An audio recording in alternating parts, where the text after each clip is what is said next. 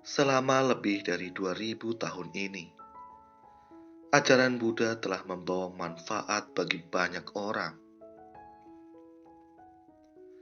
Yang disayangkan ialah, selama lebih dari 2000 tahun ini, masih ada banyak orang yang belum mendengar ajaran Buddha.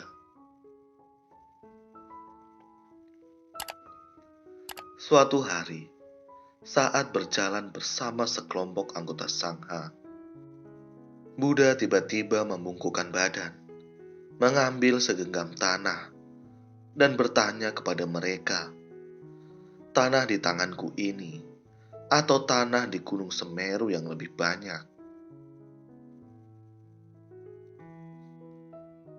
Para anggota Sangha berkata, "Yang dijunjung, bagaimana segenggam tanah bisa dibandingkan dengan tanah di Gunung Semeru?"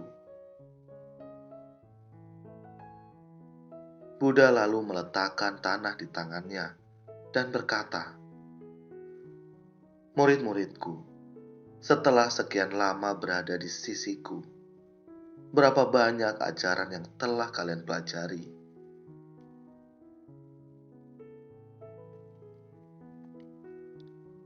Sariputra berkata, "Saudara sekalian, meski kita mendengar ajaran Buddha dan melihat Buddha membimbing semua makhluk setiap hari, tetapi yang bisa kita lihat sangatlah terbatas dibandingkan dengan prinsip kebenaran di dunia ini. Ajaran yang kita pelajari pasti tidak banyak."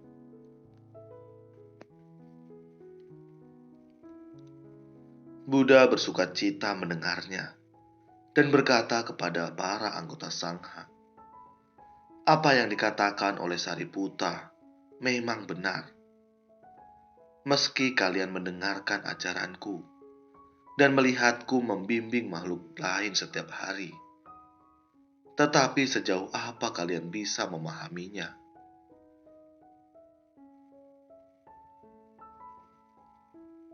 Terlebih, ada banyak orang yang tidak bisa mendengar, melihat, dan mengenal ajaran Buddha, ataupun terlahir di zaman Buddha. Dibandingkan dengan kebenaran alam semesta, kebenaran yang kita dengar dan lihat sangatlah sedikit. Jadi, sulit untuk terlahir sebagai manusia, dan lebih sulit lagi untuk mengenal ajaran Buddha. Ada sebuah kisah, terlahir menjadi ular karena kebencian.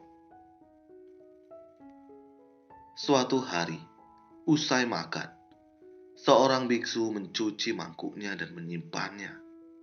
Kemudian, dia mulai melakukan meditasi berjalan di lapangan di luar wihara.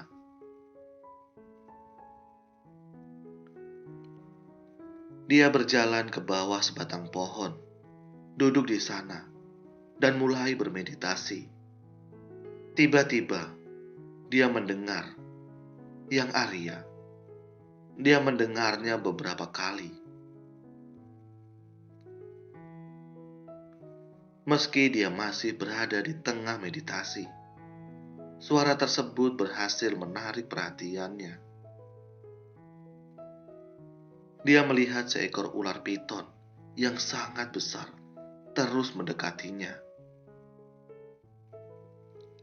Dia merasa agak panik dan segera berkata, "Apa yang engkau inginkan?" Ular itu berkata padanya, "Pernahkah yang Arya mendengar nama Raja Agidata?" Biksu itu berkata, "Pernah, tetapi beliau telah meninggal dunia." Ular itu berkata, "Aku adalah Raja Agnidata."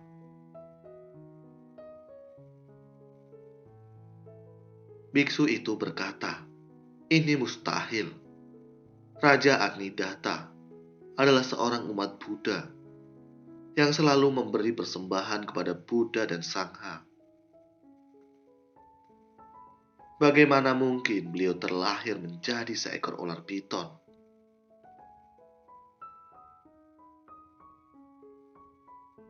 Ular itu berkata, "Benar, aku adalah seorang umat Buddha, serta sering memberi persembahan pada Buddha dan Sangha.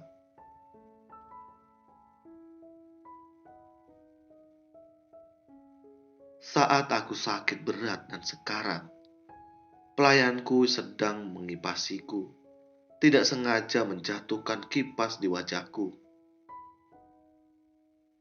Saat itu, aku sangat marah. Di tengah kemarahan itulah, aku mengembuskan napas terakhir dan meninggal dunia." Kemarahan itu membuatku terlahir menjadi seekor ular. Aku pernah berbuat baik, juga pernah memberi persembahan kepada Buddha dan Sangha. Mengapa aku terlahir menjadi seekor ular? Mohon pencerahannya dari Yang Arya, agar aku dapat terbebaskan.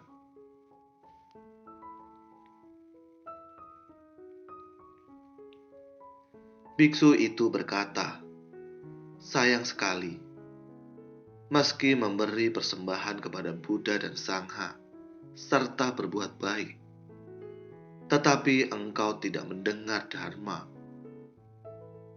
Jika mendengar Dharma, engkau tidak perlu terlahir menjadi seekor ular." Ular itu berkata, "Aku juga tidak tahu mengapa bisa seperti ini."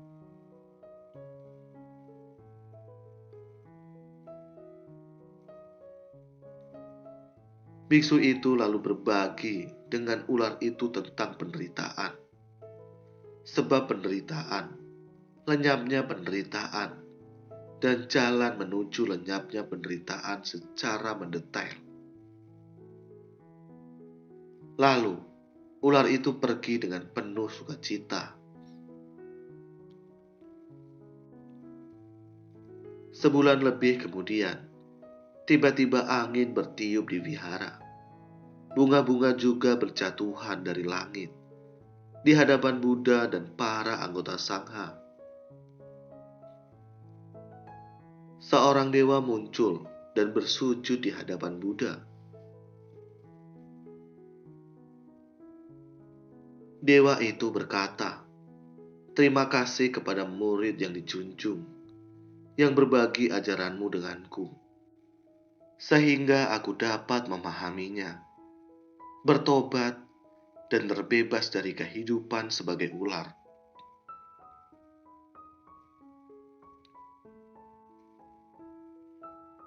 Dengan berkah memberi persembahan kepada Buddha dan Sangha sebelumnya, aku terlahir di alam surga.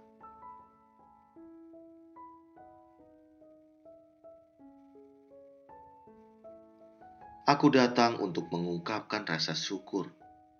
Para anggota Sangha melihat Buddha membebarkan Dhamma baginya dan memberkatinya. Pada zaman Buddha, terdapat kisah seperti ini.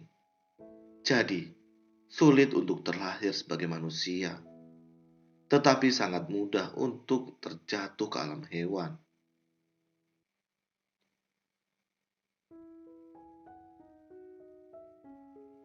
Kebencian dan kemarahan menjelang ajalnya membuatnya terlahir menjadi seekor ular. Beruntung, dia pernah menciptakan berkah sehingga dapat bertemu dengan biksu yang menyerap Dharma ke dalam hati dan berbagi Dhamma dengannya untuk membebaskan dirinya. Jadi, kita harus bersungguh hati menjaga pikiran kita.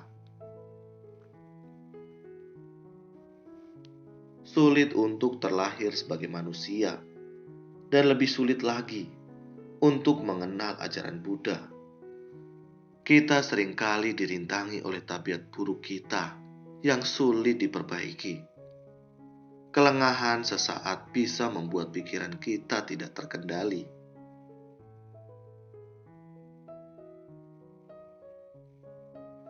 Jadi, Kita hendaknya bersyukur kepada Buddha yang mengajari kita dengan cinta kasih dan welas asih, serta menunjukkan penderitaan kepada kita agar kita dapat menyadari berkah dan meningkatkan kewaspadaan setelah melihat penderitaan. Inilah tujuan Buddha membabarkan kebenaran tentang penderitaan. Terima kasih. Semoga video ini bermanfaat. Sabe Sata Bhawantu Sukhitata. Semoga semua makhluk berbahagia.